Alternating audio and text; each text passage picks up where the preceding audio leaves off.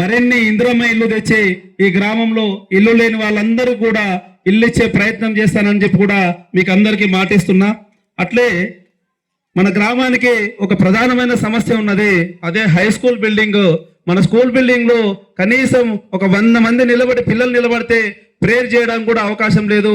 ఈ విషయం ముఖ్యమంత్రి ఓఎస్డి గారిని నేను మన గ్రామానికి పిలిపించి కొత్తూరు స్కూల్ ను చూపించడం జరిగింది. మాకు స్కూల్ బిల్డింగ్ కావాలి సార్ అని చెప్తే అక్కడ ఉన్న 2 పాత రూమ్లు కూల్పేసి G+2 పెట్టేసి 2 ఫ్లోర్లు వేస్తా అన్నాడు. కానీ 2 ఫ్లోర్లు వేసినా కూడా ప్రతి స్కూల్ కు ఉండాల్సింది ఏంటంటే మా స్కూల్లో పిల్లలు ఆడుకోవడానికి ఒక ప్లే గ్రౌండ్ అనేది ఉండాలి. మన పిల్లలకు కానీ యువకులకు కానీ అసలు ప్లే గ్రౌండ్ అనేది లేదు. కాబట్టి స్కూల్ కు సంబంధించి మాకు స్థలం కావాలని అడిగితే ఎంఆర్ఓ గారిని పిలిపించి ఎంపీడీఓ గారిని ఇక్కడ ఉన్న హాస్పిటల్ ముందు ఓఎస్డి గారు మాట్లాడినరు. ఎంఆర్ఓ గారు మీ కొత్తూరు గ్రామంలో ఎక్కడైనా రెవెన్యూ స్థలం ఉంటే దాన్ని కేటాయించండి, నేను మీకు స్కూల్ బిల్డింగ్ ఇస్తా. ఆ పని కోసం మిమ్మల్ని కొత్తూరు నుంచి ప్రవీణ్ వచ్చి కలుస్తాడు, ఆయనకు మీరు ప్లేస్ అలాట్మెంట్ చేస్తే నేను హై స్కూల్ బిల్డింగ్ ఇస్తా అన్న బాధ్యత ఆయన తీసుకున్నాడు. కానీ మీకు అందరికీ తెలుసు, మన ఊరికి రెవెన్యూ స్థలం ఎక్కడ లేదు, రెవెన్యూ స్థలం అనేదే లేదు. పంచాయతీ నుంచి ఏదన్నా ప్లేస్ ఇస్తామన్నా, కనీసం ఒక చిన్న బిల్డింగ్ కడదామన్నా కూడా మన ఊరికి ఎక్కడ కూడా ప్లేస్ లేదు. ఆ రోజు మనమందరం కూడా ప్లేస్ చూద్దామని చెప్పి ఆ రోజు ఇక్కడ ఉన్న నారాసావు గారు ఉన్నాడు, పంతులు ఉన్నాడు, తమ్ముడు మహేందర్ ఉన్నాడు, బాలరాజు ఉన్నాడు, ప్రభు ఉన్నాడు, ఇక్కడ ఉన్న ఎంతో మంది యువకులు ఉన్నాడు, పవన్ ఉన్నాడు. అందరం కలిసి అక్కడికి వెళితే ఎర్రమన్నుగుట్ట దగ్గరికి వెళ్ళినాం. ఆ రోజు ముఖ్యమంత్రి గారి ఓఎస్డి చెప్పిండు, ఈ గుట్టను మీరు మట్టి కోసం వాడుతున్నారు కదా, ఇదే మట్టిని ఇక్కడ జరుగుతున్న రోడ్లకు మీరు కంటిన్యూగా వాడితే ఒక 4 నుంచి 5 ఎకరాలు ఈ గుట్టను మీరు సాఫ్ చేస్తే, ఇదే స్థలంలో నేను ఒక 6 ఎకరాలు సాఫ్ చేస్తే హై స్కూల్ బిల్డింగ్ ఇస్తా. ఒక 1/2 ఎకరం స్థలంలో బిల్డింగ్ అయినా మిగతా 5.5 ఎకరాలు మీకు అందరికి ప్లే గ్రౌండ్ వస్తుంది, మీ పిల్లలకు చదువుకోవడానికి స్కూల్ వస్తుంది. అదొక్కటి తప్ప మీకు ఎక్కడ కూడా ప్లేస్ ఖాళీగా లేదు. మీ ఊరికి 2 వైపులా చెరువే ఉంది, కింద మడికెట్లు ఉన్నాయి, మీకున్న ఒకే ఒక స్థలం ఇది. కాబట్టి ఇక్కడ ఉన్న మట్టిని మీరు రోడ్లకు తరలిస్తే ఈ గుట్ట సాఫ్ అవుతుంది, ఈ గుట్ట ప్లేస్ లో మీరు స్కూల్ బిల్డింగ్ కట్టుకోవచ్చు అని చెప్పి ఆయన ఆ రోజు చెప్పి అక్కడికున్న కాంట్రాక్టర్లు అక్కడికి పిలిచి ఈ గుట్ట నుంచి మీరు మట్టి తీయండి, ఈ మట్టి తీసినా కూడా గుంతలు లేకుండా ఒక లెవెల్ గా తీస్తే ఇక్కడ ఒక పిల్లలకు ప్లే గ్రౌండ్ అవుతుంది, ఒక స్కూల్ బిల్డింగ్ అవుతుంది అని చెప్పి ఆయన ఆ రోజు మాట్లాడినందుకే అక్కడ నుంచి ఈ రోజు రోడ్లకు మట్టి పోతుంది. ఆ విషయాన్ని ఈ రోజు దుష్ప్రచారం చేసి నేను గుట్ట నమ్మినా అని చెప్పి చెప్తారు. నేను గుట్ట నమ్మాలనుకుంటే నా నుంచి అవుతుందా? అది ఎవరిది? అది మా నాయన సంపాదించిన గుట్టనా? నా పట్టాభూమి అది నేను అమ్మనికే. నా పట్టాభూమి అమ్ముతాండే ఈరోజు నా పాలెడు అడ్డం వస్తాడు. ఆ గుట్ట నేను ఎట్లా అమ్ముతా? ఎవరి నుంచి అవుతుంది ఆ గుట్టను అమ్మనికే? మీరు ఆ విషయాన్ని అందరూ గమనించాలి. ఈ రోజు మీ దగ్గరికి ఎన్నికల ప్రచారంకి వచ్చిన వ్యక్తులను మీరు ఒక విషయం అడగండి, మీరు అవతల వ్యక్తి పైన దుష్ప్రచారం ఆపండి. గుట్ట నమ్మిండా పుట్ట నమ్మిండా అని కాదు, నువ్వు గెలిస్తే ఏం చేస్తావో చెప్పమని మాట్లాడండి అంతే. ఎలక్షన్ ప్రచారానికి మీ ముందుకు వచ్చిన వ్యక్తి తాను గెలిస్తే ఈ గ్రామానికి ఏం చేస్తున్నో చెప్పాలి తప్ప నిలబడ్డోళ్ళ మీద బురద చల్లడం పద్ధతి కాదు. ఈ రోజు నేను నాకు ప్రత్యర్థిగా నిలబడ్డ వ్యక్తి మీద నేను బురద చల్లలేను.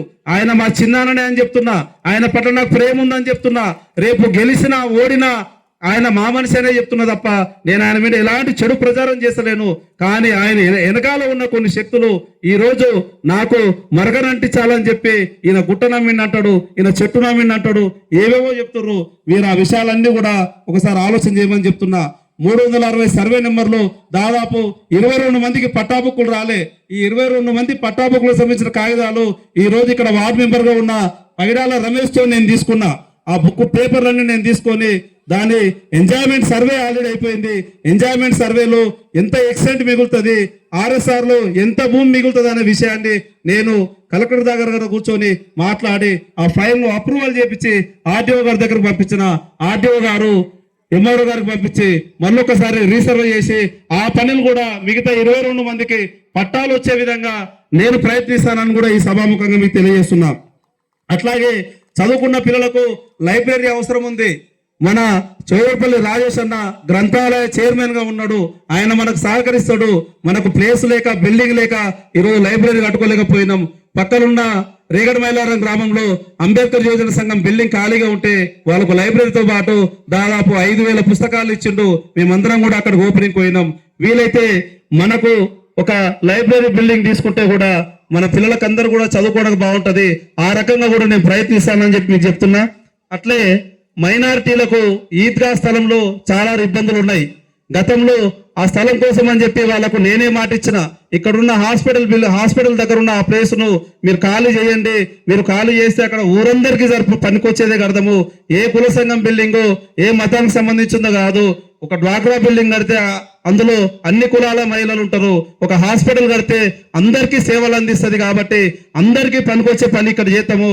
మీకు అవసరం ఉంటే ఇంతకు 4 రెట్ల స్థలాన్ని మనం ఆ గుట్ట దగ్గర మాలగుట్ట దగ్గర చూయిద్దామని చెప్పి పెద్దలందరినీ తీసుకొని ఎంఆర్ఓ గారిని తీసుకొచ్చి సర్వే చేయించి దానికి సంబంధించిన పనిని కూడా నేను చేయించిన. కానీ ఈ రోజు దాన్ని కూడా కొందరు మీ ప్లేస్ ను ఖాళీ చేయించిండా, మీరు ఆయనకు ఓట్లు ఎట్లేస్తారని మాట్లాడతారు. ఆ ప్లేసును ఖాళీ చేపించి నేనేమి ఇల్లు కట్టుకోలే. ఈ రోజు మన ప్రజలందరికీ ఉపయోగపడుతుంది. రేపు డాక్టర్లు వచ్చినాక మనకందరికి ఫ్రీగా మధ్యమించడానికి హాస్పిటల్ కట్టించినాం తప్ప ఇంకో పని ఏం చేయలేదు. నేనేమి ఇల్లు కట్టుకోలేదు. ఆ రోజు తీర్మానం ఇచ్చిన తమ్ముడు మహేంద్రం దాన్ని కబ్జా చేయలేదు. ఆ విషయాన్ని కూడా మీరు గుర్తించాలి. ఇంకా మన చెరువు కట్ట విషయంలో మన చెరువు కట్టను అభివృద్ధి చేయాలంటే మన చెరువు కట్టకు కేవలం 18 ఫీట్ల రోడ్డు శాంక్షన్ అయింది. 18 ఫీట్లు అంటే 5 మీటర్ల రోడ్డు శాంక్షన్ అయింది. 5 మీటర్ల రోడ్డు శాంక్షన్ అయితే ఆ చెరువు కట్ట మీద ప్రమాదంగా ఉంటది. కట్ట చిన్నగా ఉండే కాబట్టి కట్ట వెడల్పు తక్కువ ఉన్నా కూడా పోయినాము. ఈసారి కట్ట చాలా హైట్ వచ్చింది మట్టి వేయడం వల్ల. అంత హైట్ ఉండి రోడ్డు సన్నగా ఉంటే బండ్లకు ప్రమాదం కాబట్టి దాన్ని 9 మీటర్ల రోడ్డుగా మార్చినాం. ఈ 9 మీటర్ల మీద రోడ్డును ఏ రకంగా డెవలప్ చేయాలని చెప్పి నేను పంచాయతీరాజ్ అధికారులను కానీ కాంట్రాక్టర్లను కానీ తీసుకొని మన తెలంగాణ రాష్ట్రంలో చెరువు కట్టలు ఎక్కడెక్కడ మంచిగా డెవలప్ అయినాయని చెప్పి ఒక స్టడీ చేయడానికి అని చెప్పి మెదక్ జిల్లాకు పోయినా, సిద్దిపేటకు పోయినా, సిరిసిల్లకు పోయినా, గజ్వేలకు పోయినా గత ప్రభుత్వం అక్కడ చాలా అభివృద్ధి చేసుకున్నది.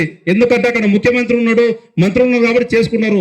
నేను ఈ జిల్లాలన్నీ అధికారులను పట్టుకొని తిట్టి మా ఊరు చెరువు కట్టను ఏ రకంగా డెవలప్ చేసుకోవాలని చెప్పి నేను ముఖ్యమంత్రి గారి కార్యాలయానికి పోయి దాదాపు 1,70,00,000 రూపాయలు ఎస్టిమేషన్ వేయించి ఈ రోజు దాన్ని ప్రాసెస్ లో పెట్టిన.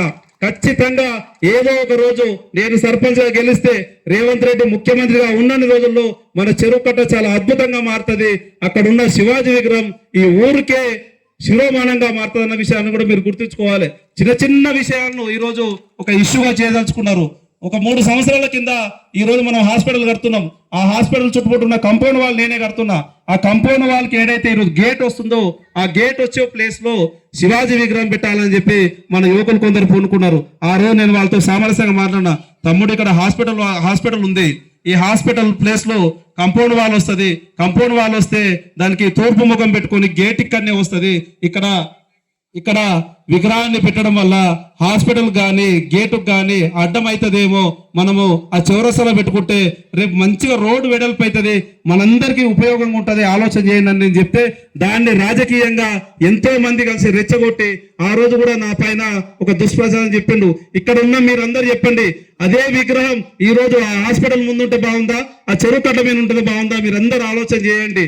ఆ చెరువు కట్ట మీద ఉన్న విగ్రహం దాదాపు అది మనకు చెరువు కట్ట డెవలప్ అయ్యి ట్యాంక్ బండ్ అయితే ఈ చుట్టుపక్కల జిల్లాలలో అంతకు మించిన శివాజీ విగ్రహమే అన్నదే కనిపించదు.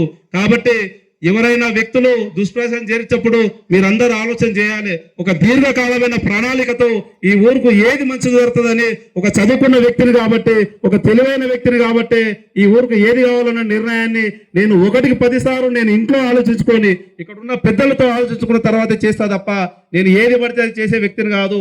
కాబట్టి మీరందరూ గుర్తించుకొని ఈ విషయాన్ని గమనించి ఈసారి ముఖ్యమంత్రి ఉన్నాడు కాబట్టి ఈ సువర్ణ అవకాశాన్ని నాకు ఇచ్చే నేను ఊరిని ఈ రకంగా డెవలప్ చేస్తానని చెప్పి మీకు అందరికి చెప్తూ శ్రీమతి బాలమ్మ గారిని ఈ గ్రామ సర్పంచ్ గా మంచి మెజారిటీతో ఉంగరం గుర్తుపై ఓటేసి మీరందరూ ఆశీర్వదించి ఈ గ్రామ సర్పంచ్ గా ఎన్నుకుంటారని చెప్పి మీకు అందరికీ చేతులు జోడించి నమస్కరిస్తూ ముగిస్తున్నాను.